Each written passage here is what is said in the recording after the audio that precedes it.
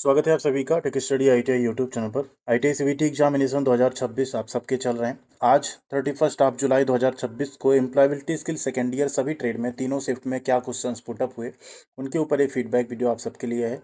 तो वीडियो को पूरा देखिएगा। अगर आपका आने वाले टाइम में एग्जाम है, आज अगर आपका एग्जाम था तब भी आपको देखना चाहिए। आप देख पाएंगे क्या क्या क्वेश्चन थे, कौन से आपने सही किए, कौन से गलत किए। एंड प्लीज़ वीडियो को लाइक और चैनल को सब्सक्राइब भी जरूर कीजिएगा। इस वीडियो पे आपको ना, इस चैनल पे आपको ना सिर्फ पढ़ाई की वीडियोस बल्कि आने वाले टाइम में जैसे आप अभी पास आउट हो रहे हैं, आपको सारी जॉब्स की, अप्रेंटिसशिप की अपडेट, उनके सिलेबस, उनकी फॉर्म अप्लाई करने की वीडियोस, उनके रिजल्ट से रिलेटेड अपडेट सब कुछ मिलेगा। इसके साथ साथ यूट्यूब के साथ साथ आपको व्हाट्सअप और टेलीग्राम चैनल पे सारी अपडेट, इन्फॉर्मेशन, लिंक, पीडीएफ हम प्रोवाइड करते रहते हैं। आप वहाँ डायरेक्ट में मैसेज भी कर सकते हैं। तो कमेंट सेक्शन में इनकी भी आपको लिंक मिल जाएगी, इन पे भी आप लोग जरूर जुड़िएगा। स्टार्ट करते हैं क्वेश्चन। जैसे क्वेश्चन एक आपको मिला होगा आज, the ability to connect well with people, लोगों के साथ अच्छी तरह जुड़ने की क्षमता को क्या कहते हैं? तो लोगों के साथ अच्छी तरह जुड़ने की क्षमता कहलाती है आपकी इंटरपर्सनल स्किल। क्या कहलाती है? Interpersonal skill. Option number B आपका यहाँ पे सही होगा। नेक्स्ट है, in a manufacturing unit the packaging process is taking longer than usual causing delay in shipment, what should the workers do? एक विनिर्माण इकाई में पैकेजिंग प्रक्रिया सामान्य से अधिक समय ले रही है जिससे शिपमेंट में देरी हो रही है। कर्मचारियों को क्या करना चाहिए? तो ऐसे केस में कर्मचारियों को दूसरा तरीका खोजना होगा और तेज पैक करने का। Think of different ways to pack faster, तेजी से पैकिंग करने के विभिन्न तरीकों के बारे में उन्हें सोचना पड़ेगा और जिससे उनकी पैकिंग तेज हो फिर उसे उनको अडाप्ट करना पड़ेगा। अगला क्वेश्चन है, in an organization if all the workers are skilled and systematically working the organization will be. यहाँ कह रहा है कि अगर किसी संगठन में सभी कर्मचारी कुशल हों और व्यवस्थित रूप से कार्य कर रहे हों तो संगठन में क्या होगा? मोर आउटपुट एंड मोर प्रॉफिट, ज़्यादा उत्पादन होगा, ज़्यादा लाभ होगा। लॉस फॉर द संगठन को हानि होगी, कंफ्यूजन होगा, काम कम होगा। देखिए, ज़्यादा लोग काम करना जान रहे हैं, स्किल्ड हैं, तो ज़्यादा आउटपुट मिलेगा, ज़्यादा उत्पादन होगा और ज़्यादा प्रॉफिट होगा। तो ऑप्शन नंबर ए आपका यहाँ पे सही हो जाएगा, more output and more profit.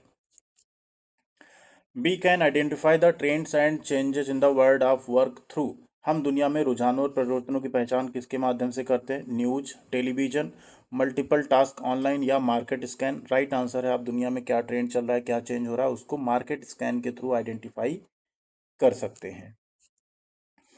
Which of the following statement shows good team work? एक अच्छा टीम वर्क यहाँ क्या दिखाएगा? Keeping all ideas to yourself, सभी विचारों को अपने तक ही सीमित रखें। क्रिटिसाइजिंग टीममेट्स इफर्ट, टीम के साथियों के प्रयासों की आलोचना करें। या working together towards a common goal, team work यही है कि आप एक साझा लक्ष्य की दिशा में मिलकर काम करें। Working together towards a common goal, एक साझा लक्ष्य की दिशा में मिलकर काम करना ही टीम वर्क कहलाता है। नेक्स्ट है, Anita started an Instagram page for her craft business, she used space market strategy. Anita ने अपने शिल्प व्यवसाय के लिए एक इंस्टाग्राम पेज शुरू किया, उसे कौन सी मार्केटिंग रणनीति का इस्तेमाल किया है? तो इसको बोलते हैं ऑनलाइन मार्केटिंग। क्या बोलेंगे? Online marketing. Option number A आपका यहाँ पे सही हो जाएगा। नेक्स्ट है, delivery of different services through the internet like data storage server database networking is called. यहाँ कह रहा है इंटरनेट के माध्यम से विभिन्न सेवाओं की डिलीवरी जैसे data storage, server, database, networking, इन सबको क्या कहते हैं? तो इसे कहा जाता है क्लाउड कंप्यूटिंग। क्या कहते हैं? Cloud computing. Option number A आपका यहाँ पे राइट आंसर है। नेक्स्ट है, during a group project one of your teammate is struggling to complete their assigned task, what should you do? यहाँ कह रहा है ग्रुप प्रोजेक्ट, एक ग्रुप कोई प्रोजेक्ट बना रहा है तो आपका ही कोई साथी, आपके ग्रुप का कोई साथी अपना काम पूरा करने में थोड़ा संघर्ष कर रहा है तो आपको क्या करना चाहिए? चूंकि वो ग्रुप प्रोजेक्ट है, इंडिविजुअल नहीं है, तो आपको उसकी मदद करनी होगी जिससे वो भी उसे कर सके। तो क्या यहाँ पे ऑप्शन हो सकता है? देखिए, इग्नोर दियर स्ट्रगल, उसके संघर्ष को अनदेखा बिल्कुल नहीं करना।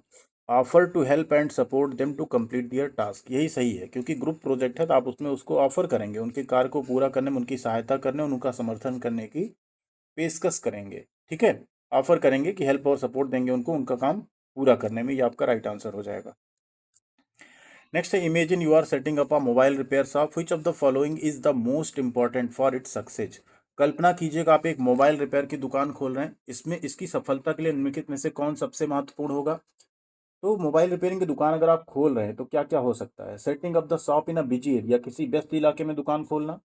Offering repair service at a higher price, ज़्यादा कीमत पर मरम्मत सेवाएं देना, तब तो कोई आएगा नहीं। आस पड़ोस में विज्ञापन लगाना या दुकान का सही नाम चुनना। राइट आंसर है किसी व्यस्त इलाके में। Setting up the shop in busy area, किसी व्यस्त इलाके में दुकान आप खोलेंगे, लोग वहां से आते जाते दुकान देखेंगे और उस पर आपके आना शुरू करेंगे। Next question, why is it important to think of new ways to solve problem. यहाँ कह रहा है समस्याओं को हल करने के लिए नए तरीकों के बारे में सोचा क्यों जरूरी है, नए तरीकों के बारे में सोचना जरूरी क्यों है। तो यहाँ राइट आंसर आपका बनेगा new ideas can make work easier और फास्टर। नए विचार काम को आसान या तेज बना सकते हैं, ठीक है, इसलिए नए चीजों के बारे में हमेशा सोचते रहना चाहिए। नेक्स्ट है working hard to achieve your goals and not giving up when you face failure is called. अपने लक्ष्यों को प्राप्त करने के लिए कड़ी मेहनत करना और असफलता का सामना करने पर हार ना मानना क्या कहलाता है। इंडिपेंडेंट डिसीजन मेकिंग, स्वतंत्र निर्णय लेना, सेल्फ बिलीफ आत्मविश्वास, सेल्फ अवेयरनेस आत्म जागरूकता, या ग्रिट यानी धैर्य। तो इसको बोलते हैं ग्रिट, यानी कि धैर्य बोलते हैं। जब आप फेल भी हो तब भी आप जो है उससे पीछे ना हटें और उस पर लगे रहें, अपने फोकस करते रहें अपने गोल पे, उसे बोलते हैं ग्रिट यानी धैर्य रखना, ठीक है। Option number D. नेक्स्ट है your friend suggest going for a picnic, she ask you to bring disposable plates and cups, which of the following action shows your commitment to a green mindset. यहाँ कह रहा कि आपकी दोस्त ने picnic पर जाने का सुझाव देती है, वह आपसे डिस्पोजेबल प्लेट और कप लाने के लिए कहती है। निम्नलिखित में से कौन सी क्रिया हरित मानसिकता के प्रति आपकी प्रतिबद्धता को दर्शाती है। ठीक, यहाँ है से yes and bring disposable plate. अगर आप ले जा रहे हैं तो फिर आप यहाँ पे ग्रीन माइंडसेट नहीं हुए, क्योंकि आप एटमॉस्फेयर को नुकसान पहुंचाएंगे। Bring reusable plate and cup, yes, आप यहाँ पे ऐसी कप और प्लेट ले जाओ जिसे आप रीयूज कर सको, वहां फेंको ना। तो ये आपका ग्रीन माइंडसेट दर्शाएगी, ठीक है। नेक्स्ट है you are a life long learner if you, आप एक लाइफ लॉन्ग लर्नर, आजीवन सीखने वाले अगर आप हैं। तो यहाँ पे राइट आंसर बनता है keep growing and adding to your knowledge. आप ग्रो करते रहें और अपने नॉलेज में अगर एड ऑन करते रहें तो आप एक लाइफ लॉन्ग लर्नर कहलाते हैं। नेक्स्ट है when you send your resume through email you are sending it as, जब आप अपना बायोडाटा ईमेल के माध्यम से भेजते हैं तो आप उसे किस रूप में भेज रहे हैं। मार्क टेक्स्ट, कॉपी, अटैचमेंट या कुकी। राइट आंसर है अटैचमेंट, आप उसे अटैच करके एज पीडीएफ अटैच करके भेजते हैं ईमेल में, तो यहाँ पे राइट आंसर अटैचमेंट होगा।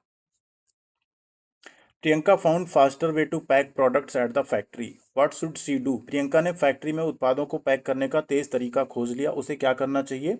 अगर उसने तेज तरीका खोज लिया तो उसे अपने को वर्कर्स जो होंगे उन्हें भी अपनी टीम को बता देना चाहिए, जिससे वो भी पैक करना तेज शुरू कर सकें। तो share the faster packing method with her team, जिससे कि उनकी टीम भी तेज पैकिंग कर सके, ठीक है। नेक्स्ट है अ ग्रीन वर्क प्लेस स्पेस, एक ग्रीन वर्क प्लेस कौन सा होता है। तो ग्रीन वर्क प्लेस वही होगा जहां पे कम पेपर और एनर्जी सेविंग लाइट्स लगी हों। Use less paper and energy saving light, कम कागज का प्रयोग करें, ऊर्जा बचत वाली लाइटों का उपयोग करें, उसे कहेंगे यहाँ पे green work place.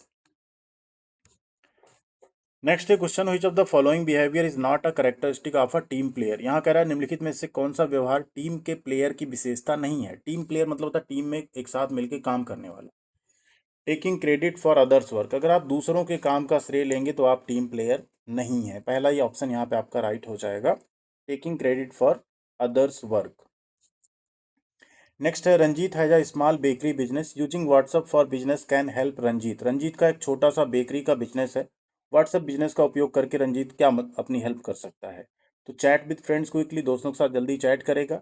Respond to customer order and question, right answer यहाँ यही है कि व्हाट्सअप पे अपना बिजनेस यूज करके वो ये कर सकता है, कस्टमर के ऑर्डर और क्वेश्चन को जल्दी जल्दी जवाब दे सकता है, राइट आंसर है।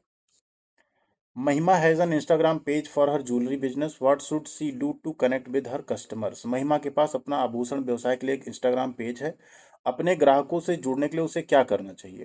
तो यहाँ आपका राइट आंसर बनेगा option number C, share daily updates about her business as story on social media. Social media पे अपनी स्टोरी के रूप में अपने व्यवसाय के बारे में डेली उसे अपडेट देना होगा।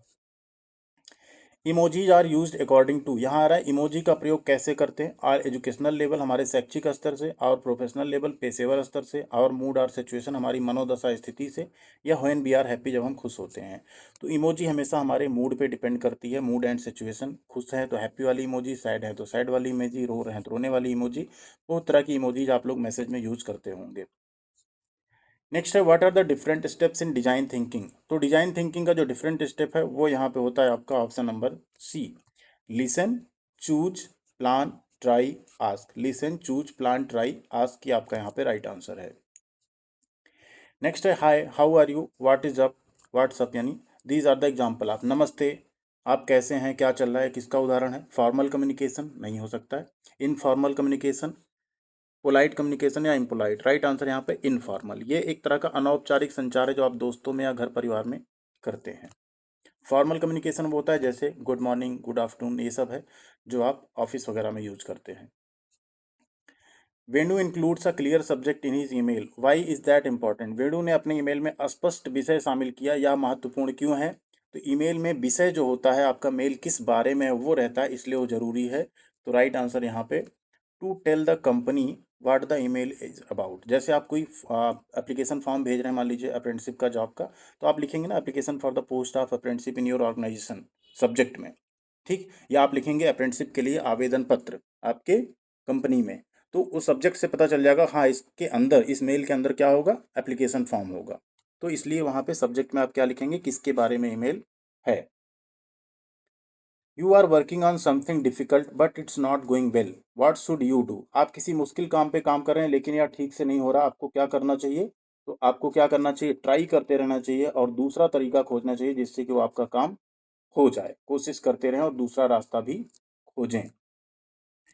नेक्स्ट है if you first design doesn't work what should you do? अगर आपका पहला डिजाइन काम नहीं करता तो आपको क्या करना चाहिए? पहला डिजाइन काम ना करे तो आप लोगों से उसके बारे में फीडबैक लीजिए और उसे इम्प्रूव करने की कोशिश कीजिए। राइट आंसर है फीडबैक मांगे और बेहतर बनाने की कोशिश करें। नेक्स्ट है the principal called Manoj, the principal asked space to show space hall ticket for the CTS examination. तो यहाँ क्या आएगा, ये इंग्लिश ग्रामर का एक तरह का क्वेश्चन है, ठीक है। तो प्रिंसिपल आस्क्ड, अब यहाँ मनोज है तो आस्क्ड के साथ क्या हो जाएगा, हिम, ठीक है।